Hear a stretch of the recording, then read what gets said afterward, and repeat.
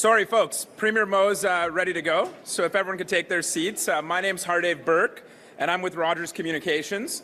It's a pleasure to be here today to introduce our keynote speaker.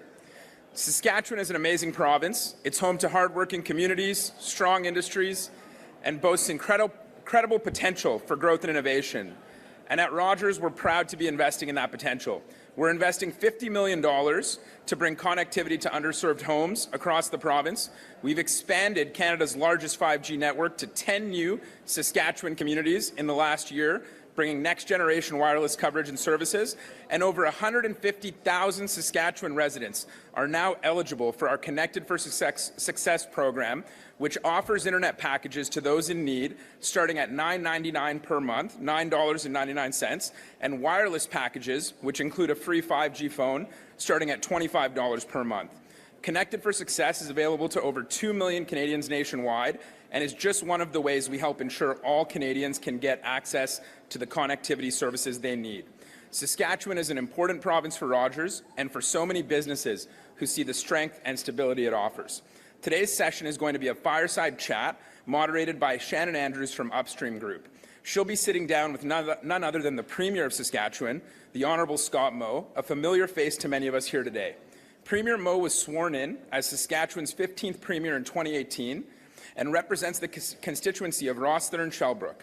He's a strong voice for growth, resource development, and standing up for his province on the national and international stage. Premier Moe previously served as Minister of Environment and Minister of Advanced Education, and the Premier's priorities include a focus on increasing Saskatchewan's exports to create opportunities for people and further grow Saskatchewan's economy. To support this, he created the Ministry of Trade and Export Development with a mandate to sustain and develop relationships with Saskatchewan's current export customers and place an increased emphasis on diversifying markets worldwide.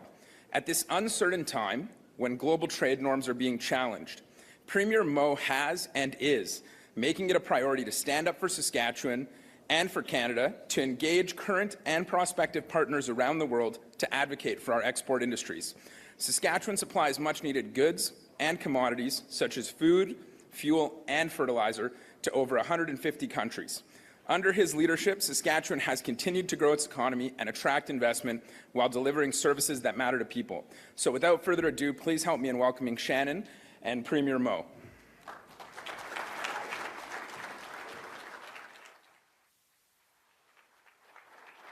Thank you so much. Hey, thanks so much. Yeah, good to see you. Yeah, hello, everybody. Good morning. Hello, Shannon. Okay, well, I have to say I'm very excited to be interviewing Premier Moe, which I think is every political staffer's dream. I've promised him, though, no hard questions. No questions like, why are you booking your own meetings? Are you on Twitter again? And my favorite, are you listening to me? No. Which I often ask. Yeah. So let's get down to business. Premier, congratulations on a very, very successful election win in the fall. You led your party to an historic fifth-term majority government win. 53% of the popular vote.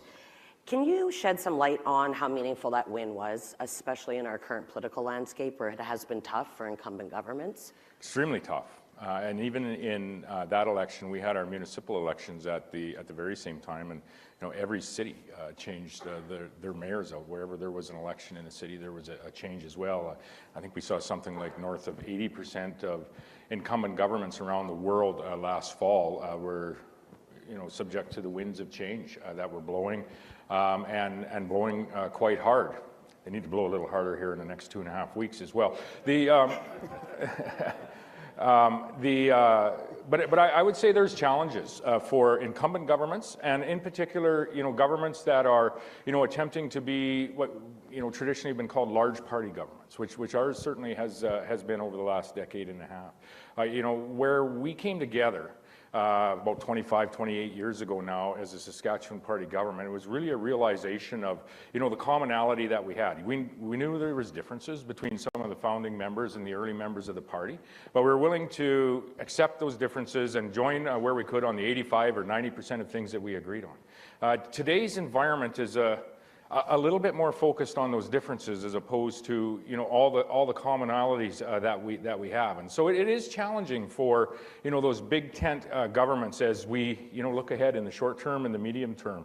And I think there's something in that conversation for each of us to remember. But in saying that, we were able to find our way through on a campaign that was focused on affordability, follow up with some investments due to the strength of our economy in healthcare and in education that were very much needed, and we're delivering on those as we find our way into the spring budget. So, very, very happy to represent the citizens of Saskatchewan for a 5th consecutive term.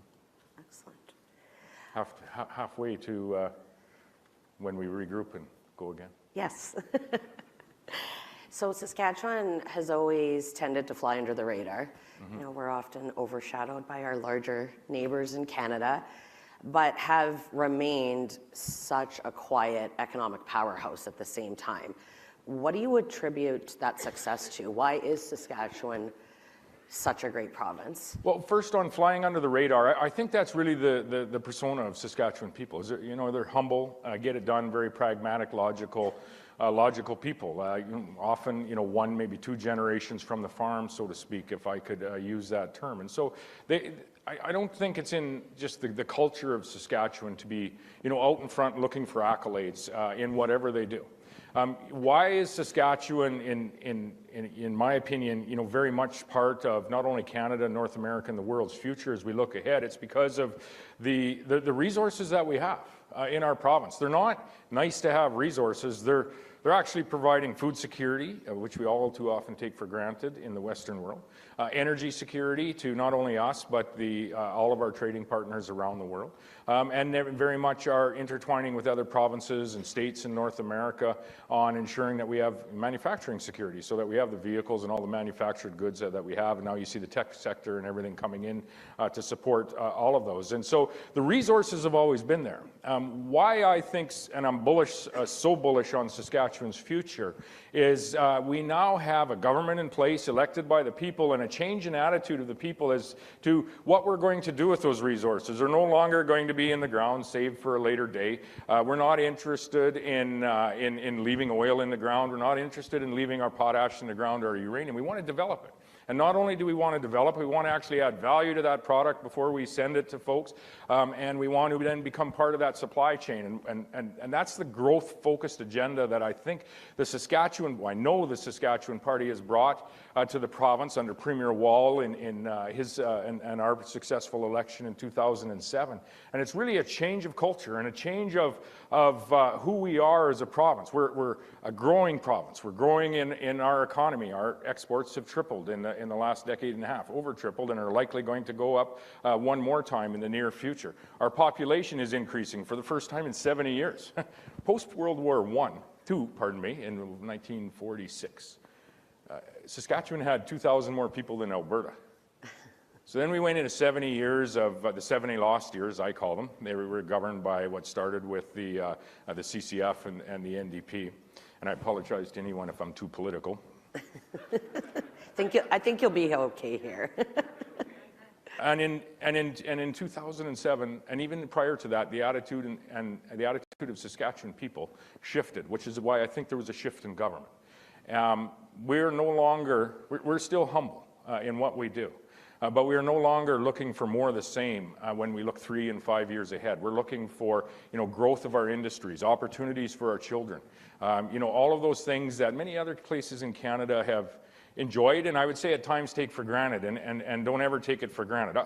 I'll just share a quick story of a friend of mine, a colleague, was Dean Makowski, who played 17 years with our beloved Saskatchewan Roughriders and was an elected member of our government and served as a minister.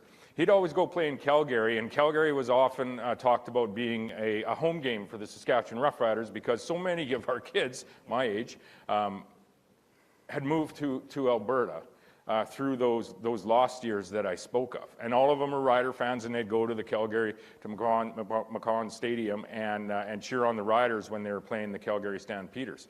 Everybody was somewhat proud of that. You have a Rough Rider home game in Calgary. It's kind of a cool thing. Gene hated it. Hated it. Because he thought every one of those people in a Rough Rider jersey